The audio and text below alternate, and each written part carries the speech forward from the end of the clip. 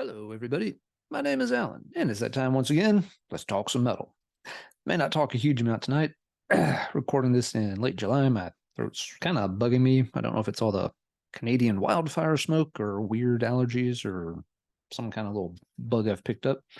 But still trying to keep some video content coming out every Tuesday as usual.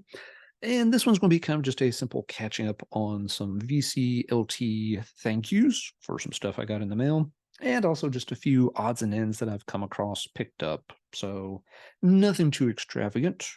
Say a few words about what's just shown up and move on from there. A couple of things that arrived in the mail recently. The new releases from Bindroom Recordings. Folks are, of course, familiar with the label, run by Marty over at Heavy Metallurgy, who I do the Heavy Metallurgy stream with every Friday night. He's had a couple of cool albums come out here in the summer. The first one is the new album from Eve called Fervor. Eve is an atmospheric black metal band. To me, they're very similar to Falls of Rauros. I think that's the best comparison. There may be better ones. Atmospheric black metal I like, but I don't have the widest knowledge of the genre. So if there's a much better comparison, please leave a comment down below and let folks know a better comparison for Eve. Anyway, the Eve album comes, of course, also with a CD and a cardboard slipcase, like most of Bindroom's releases have recently. The vinyl comes on this really pretty kind of purplish vinyl. Trying to get the light to hit it so you can see it. It's a really cool shade. It's not too bright. It's kind of a funny violety kind of shade. Sometimes when the light hits it, it's almost a little bit wine colored. There's a pretty good look at it. So yeah, really pretty colored vinyl, I think. So you've only played the album a few times. I'm not keen on the lead track, to be honest. It's got a little bit of kind of a jerky progressive structure, and that kind of song structure usually doesn't work for me. After I get past the first track, the album settles in and gets a bit better. All right, the other release on Bindroom this summer, of course, is the new album from the Glorious Dead, Cemetery Paths, which is this one. Folks have seen it, in lots of ads and stuff for things about to come out. I think a lot of folks have probably heard it by this point, or soon will, with it coming out. Comes on a really cool purple and kind of black and white splatter-ish vinyl. Again, looks really nice. I know some people don't care a lot about colored vinyl. I'm a little bit of a sucker for colored vinyl, and I do think these two came out looking really good. If you haven't heard the album yet, it's a very strong one. Sounds really great. They're still doing their sort of take on old school death metal, but without sounding exactly like any band in particular. They've definitely got their own sound. It's a very solid album. I'm sure a lot of other people will be talking it quite a bit in different YouTube arenas. And again, this is just kind of a quick look at stuff that has come in and that I've picked up. So I'm not going to go into detail on any of the albums tonight. Marty included a few CDs when he sent the albums down. So some, VCLT stuff. Thank you very much, Marty. Let's go through those. One's the first album by Aldo Nova, not a heavy metal thing, of course. If you're not familiar with Aldo Nova, he was a Canadian rocker in the early 80s, lasted until the late 80s and early 90s. He had a mid-level hit with the song Fantasy, which is the lead-off track here. And yes, yeah, got to check out those white boots. That's so early 80s. Aldo Nova went on to a pretty big career working with different people in the music industries, like producer and behind the scenes stuff. He's worked with Bon Jovi, Celine Dion, I think, or one of those other Canadian diva type singers. I don't know, can keep them straight. But yeah, he's had a successful career. If you're in the mood for sort of lighter weight 80s rock, certainly not bad. If that's not your arena, this isn't going to interest you. It's the kind of thing I don't mind hearing from time to time when I'm in the mood for it. It's not often, but it makes good background music. Next in the box was oops, I think I pulled the wrong thing off the shelf. check this real quick. Yeah, give me just 1 second, please.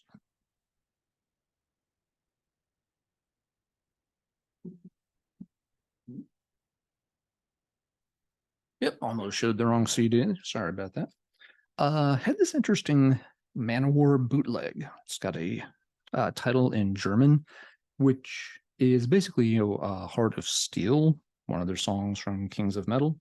This appears to be a New Zealand bootleg from the early 2000s. It's listed as like rare tracks.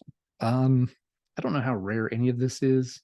A lot of the songs are live takes from different Manowar bootlegs that were available at the time. You can pause it there if you want to see the full track list. Fairly cool collection, nevertheless.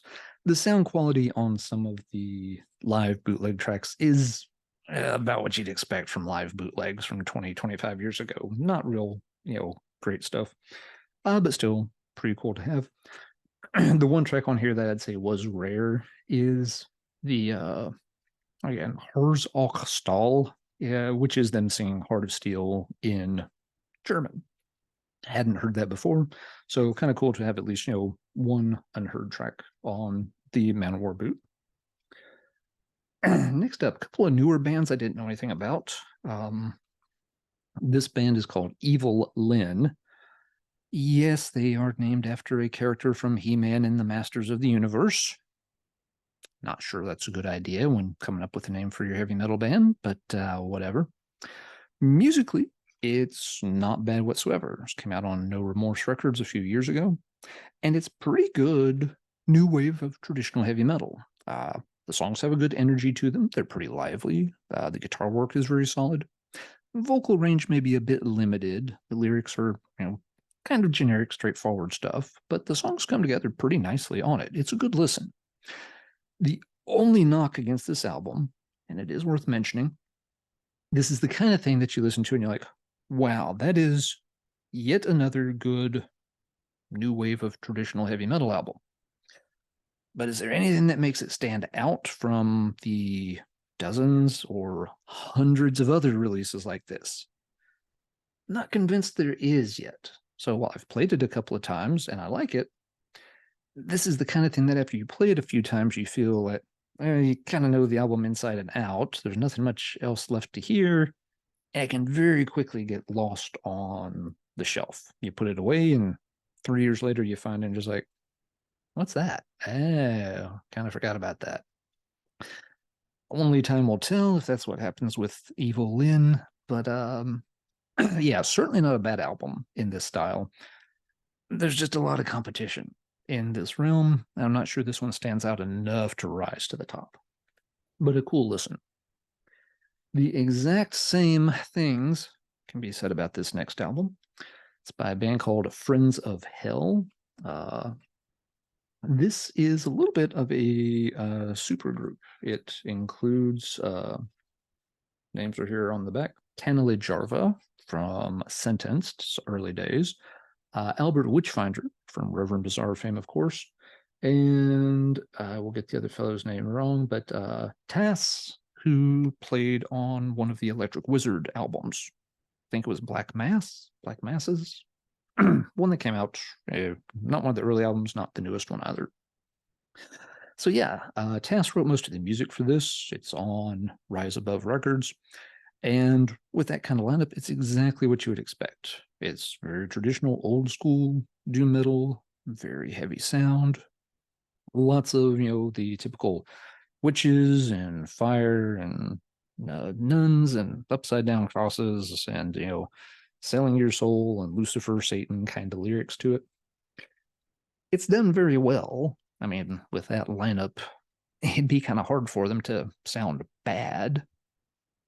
But like the Evil Lyn album, this album, it's really straightforward. You play it a couple of times, and you know exactly what it is. It's like, yep, that is a very good, traditional, doomy, occult-flavored album. Has that little bit of cheese to it. Lots of, occult and darkness and blood, Satan references, and there you go. Good listen? Yes, absolutely. Is it going to get a whole lot of plays? I don't know. feels like I've already got a real good handle on it.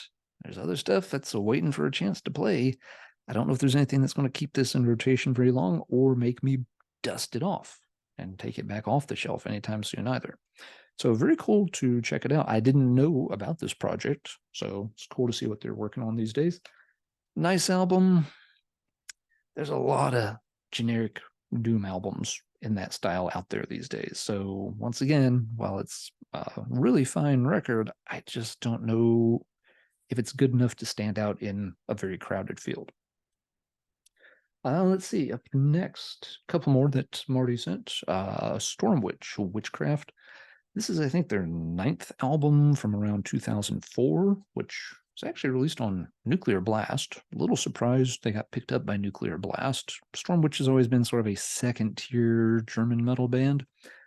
And it's kind of hilarious. There's some liner notes, and they actually did a reissue gold disc version of it. It may not show up well here, but the liner notes go on to say, Storm Witch, are the biggest German metal legends of anyone, not named Halloween, which is kind of funny when you think of all the other huge name German metal bands. Storm Witch would probably have trouble competing for 15th place, if we're being honest. And I like Storm Witch. Their early albums were quite good. Some of the later albums are okay, although they got much more melodic and kind of lost their edge. This particular album is pretty lukewarm at best. A lot of the songs are very mid-paced. They don't have much energy to them. There are a few that pick up the pace, get going a little faster. Those are the better songs. A lot of the other ones where they just kind of move along at a medium tempo, they get pretty boring pretty fast. Bottom line, this is not the album you want to use as your introduction to the band Storm Witch. If you're a big time fan of them, yeah, and especially if you don't mind their reunion albums like Dance the Witches and stuff, this will probably sit fine with you. If you only like the first, couple of albums, Tales of Terror, Stronger Than Heaven, and you think they lost the plot by the time they got to Beauty and the Beast, this is not going to win you back.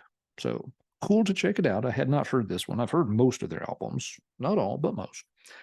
This one I had not checked out, but yeah, might forward this one on to somebody else if there's a Storm Witch fan out there who needs a hard copy of that one.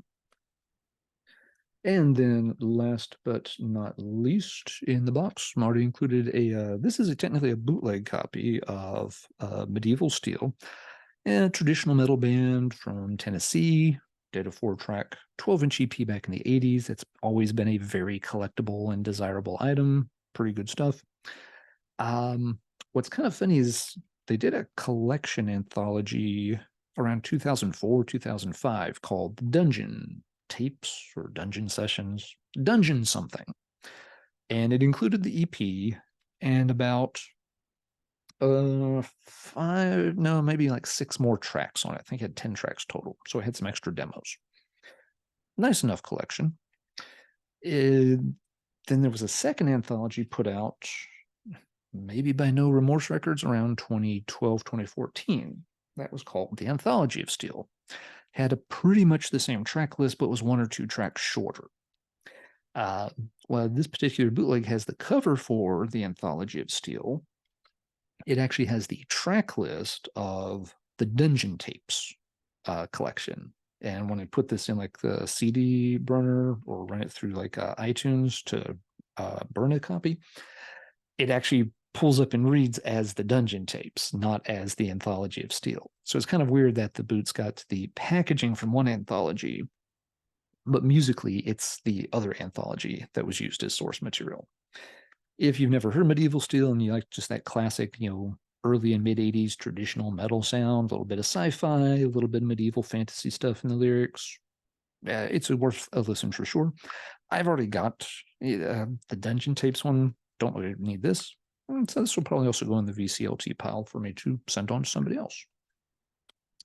All right, let's move on to a few other things that have shown up here and there. Some just random pickups. Finally got around to picking up a copy of Hypocrite's Worship. This was their album from 2022. Really good album. It was discussed over on the Heavy Metallurgy Album Club when it came out. I guess it's been about a year ago at this point, last summer. I kept thinking this would show up at one of the local stores because they tend to stock some Nuclear Blast stuff. Never did. I had some free Amazon points to use, so went ahead and added this to an order recently. Let's see, the used bookstore in town yielded up a few of the 2000s era W.A.S.P albums, including this one, Dying for the World. This is one from 2002. It's Blackie's post 9/11 album. As a New York City denizen, he obviously was like pretty much everybody extremely upset. But being Blackie, that rage really channels through the music quite a bit. There's a lot of not so subtle references to the aftermath of 9/11 and all that in here. Good album. It fits very much in line with the other W.A.S.P material from like Headless Children onward. Blackie's got a style, and he kind of falls back on it on a lot of his albums, but he's very good at it, and a lot of people like it, even if he kind of retreads the same water over and over. Almost any W.A.S.P album, you can still hear bits and pieces of it that feel like that's a lot like something from Chainsaw Charlie, or pretty sure you took that riff from Dr. Rocker, Murders in the Rue Morgue, or something. But Blackie's got enough charisma that he can usually pull it off, and it's usually not a real aggressive foul. Anyway, didn't have these particular albums. They were at the used bookstore. Was happy to pick a few of them up. This is just the one I've been spinning, so this is the one I picked to show, Dying for the World. Had never heard of that particular one. Missed it when it came out somehow. Let's see. Different used record store in town had a cheap copy of Canvas, Left Overture.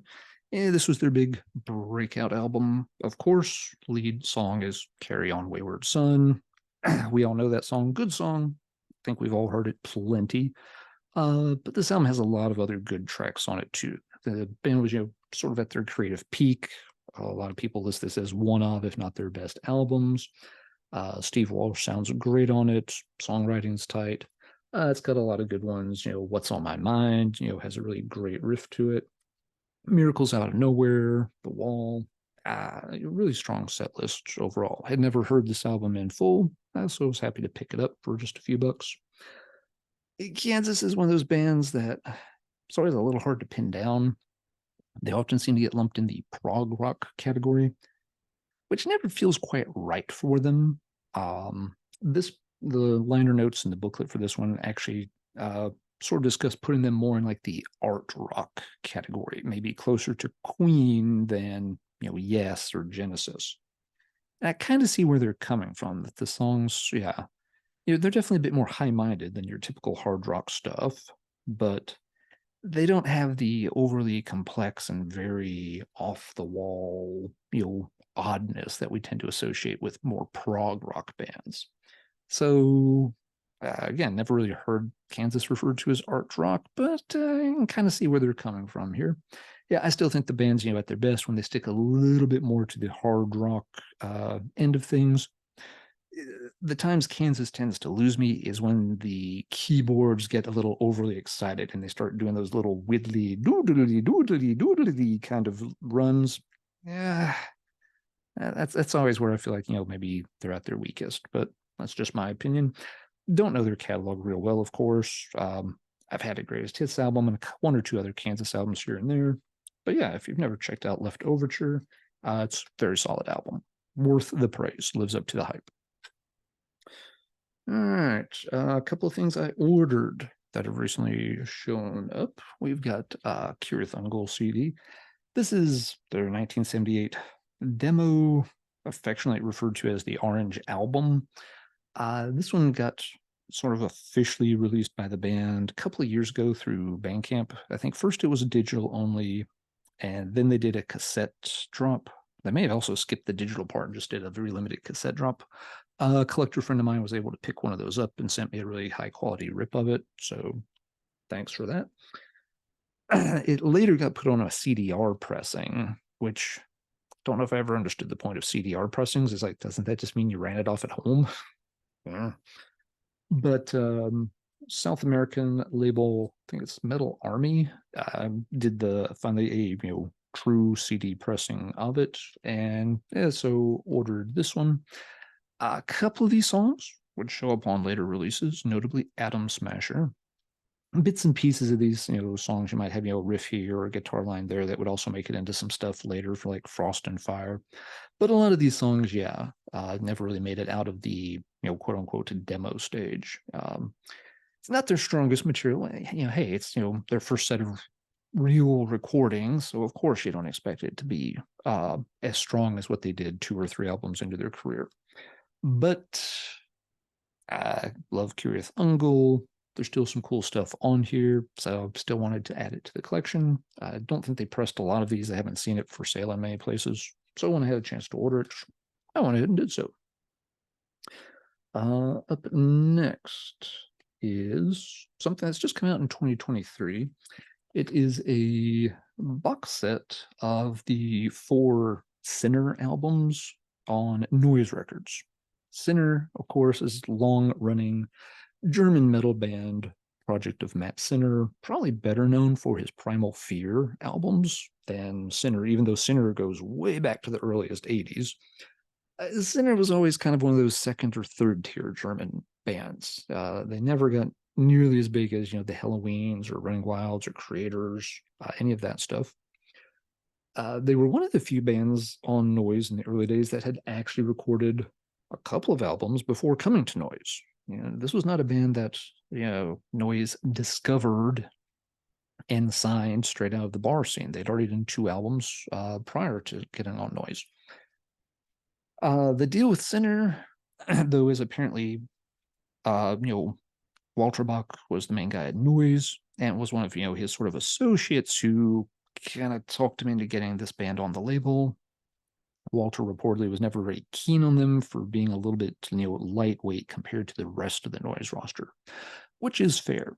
The Sinner operates, when what we would consider now kind of straightforward, somewhere between hard rock and accept. They're right in that kind of groove. It's straightforward, no frills. It's heavy enough to bang your head to. It's also kind of light enough that you can, imagine, just cracking open, a couple of, cheap, beers and listening to it with your poodle-haired friends in a parking lot back in 1983 while you're hoping that some cute girls come by. I've always kind of liked the band. I don't know their whole catalog. They've released, I forget what they're up to, 25 albums. They're still a going concern. Ton of albums out there, several of which are kind of hard to track down at this point for just didn't get released in the US or didn't have a big following, so they haven't been reissued in forever. So it was kind of cool to see all the Noise albums in one place. Lots of labels and stuff have been doing these kind of, almost mini box sets lately, where, the packaging's pretty minimal. You get, the CDs come in just, these cardboard slip cases. And, then there's a booklet, with some liner notes and some pictures. Not a real in-depth take on the band, to be honest. They probably could have put a little more in here. But yeah, I only had one of the 4 albums included in the box. I had heard one of the other ones, but I don't own it. And then 2 of them I've never owned or heard. So looking forward to digging through this some more. The general consensus on Sinner during the Noise years is that the first 2 albums, Danger Zone and Touch of Sin, are pretty solid. Good examples of German metal. Feel like that, again, just think, accept balls to the wall era, but without, Udo's, charismatic voice. Matt Sinner's voice is good too. Just, he doesn't have that kind of over the top character of Udo. But then the latter 2 albums, which are Dangerous Charm and Coming Out Fighting, those are viewed a lot less favorably by the relatively few Sinner fans that you come across out there. Those 2, I guess the idea was they were trending a little bit more melodic, getting a little bit more to the commercial side of things. Don't know, haven't played them yet. I'll find out in the near future. But yeah, a band that deserves a bit more credit than they get. They've hung around for a long time. Their albums tend to be pretty consistent. I guess they're just not quite heavy enough. If you're really wanting power speed metal, that's not what they are. If you're wanting German thrash, that's not what they are. They're in the in-between zone. All right, last one that I picked up This was more of a rare item, just something I had never picked up, but recently found it for what I thought was a decent price, so I went ahead and ordered it. It is the second album by Japan's SIGH, titled Infidel Art. This is the original Cacophonous pressing from 1995. Cacophonous never had good distribution back in the 90s. You'd see their stuff advertised in magazines, and you couldn't get it to save your life. SIGH is a band I've always kind of liked, found interesting. While they're not my favorite band, and I'll admit sometimes I just don't get what they're trying to do because they can get pretty far out there. I almost always find their stuff at least kind of interesting. They're one of those bands that I'll always tend to check out what they are doing when a new album comes out. This was the one early album by them I had never tracked down. Even back in tape trading days, I never got a copy of this from everybody. I had about half the songs on MP3s. Somebody had sent me a download link of it once upon a time, but like half the songs were either missing or corrupted. So I've never even heard the full album, I don't think. But yeah, I have the other parts of SIGH's early discography. Always kind of wanted this one just to complete it out. If you don't know, SIGH's albums, they always are kind of in groups of 4, not thematically, just that the album titles will rotate between beginning with S, I, G, and H. The first one, Scorn Defeat. The second one, Infidel Art. The third one was Ghastly Funeral Theater. The fourth one was Hail, Horror, Hail. And then on the next album, they start back at S. And it goes again, Scenario 4 for S, then Imaginary Soundscapes for I, etc., etc., etc. So I was always missing one letter in that original set of 4 albums. I had SGH. I was missing the I. So now I'm not missing the I out of that set anymore. I don't have the full discography of the band. There's a couple of later albums that I'm missing for. There's one that I'm not real keen on and one I've just never picked up. But yeah, I was happy to pick this up. Matt and I, Matt from formerly the Dark Path channel, he was on Heavy Metallurgy with me and Marty recently. We discussed this briefly. There are some reissues of this with different cover art. It's got more of a blue color scheme to it. I think they're done by a Chinese label. So you can certainly get copies of Infidel Art now. Even those are a little pricey. They're a little hard to get. And Lord help you if you want to get vinyl copies of any of this stuff. But yeah, when I happen to be poking around on Discogs, I know, I'm a sick little monkey. I shouldn't be doing it, but I do. We all do. Yeah, this is one of those things I'll look up from time to time, and usually I either don't see any copies, the copies are in bad shape, or they're outrageously expensive. Well, this time there was a copy in the US that was in really, really nice condition and was a reasonable price. It wasn't cheap, but it wasn't overly expensive. I thought, yeah, you know what? I think that's the copy for me. Time to pick that up. So nice to finally have that one crossed off the want list. And that is going to do it for this episode. So let's talk metal in the comments down below. Any of these that resonate with you? Kansas fans. Well, their Kansas albums are really good. This is the kind of thing I'm not going to pay a lot for, but if I stumble across the albums cheap in the wild, I consider it. Which one should I keep an eye out for? Given that I liked Leftoverture a lot. Any Sinner fans out there? Anybody? Be interesting to hear about some of the other albums. There's still a couple of big chunks of their catalog I've never gotten around to checking out. Any of the other stuff that you saw that you thought was interesting, or what have you been picking up? What kind of things have shown up in your mailbox or at your used stores? Folks always like talking about the kinds of things that they've discovered, found, ordered, and recently gotten a chance to listen to. So let's do that in the comments down below. Until next time, everybody take care, and as always, keep banging your head.